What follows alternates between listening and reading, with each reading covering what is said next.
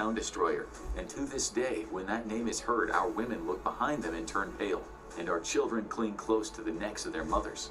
Washington's history of human rights violations didn't begin or end with his treatment of the indigenous people of North America either. Like most of America's founding fathers, George Washington participated in the institution of slavery.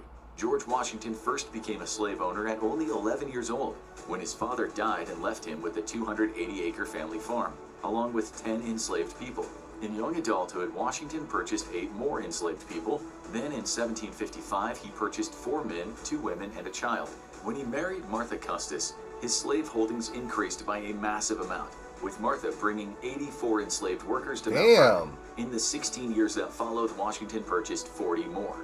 Richard Parkinson, an Englishman who lived near the Washington estate of Mount Vernon, once commented on Washington's behavior as a slave owner. It was the sense of all his neighbors that he threatened them with more. Thank God we had presidents like Abraham Lincoln, because what the fuck?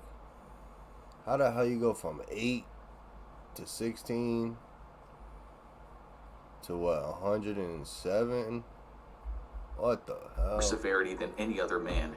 During the Revolutionary War, Washington's attitudes on slavery appeared to change. He was exposed to parts of the country where agriculture was done without slave labor. He approved the enlistment of free black soldiers into the Continental Army, even though he had once opposed it. In 1786, he wrote about his desire to see a plan for abolition put into practice, saying, "I hope it will not be conceived from these observations that it is my wish to hold the unhappy people who are the subject of this letter in slavery. I can only say that there is not a man living who wishes more sincerely than I do to see a plan adopted for the abolition of it. But there is only one proper and effectual mode by which it can be accomplished, and that is by legislative authority. And this, as far as my suffrage will go, shall never be wanting."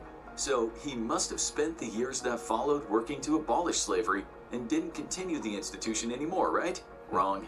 In spite of his words, Washington continued to use slave labor and even contributed to making life harder for escaped slaves. When he moved into the presidential home after he was elected, he and Martha brought enslaved workers with them to New York from Mount Vernon, separating them from their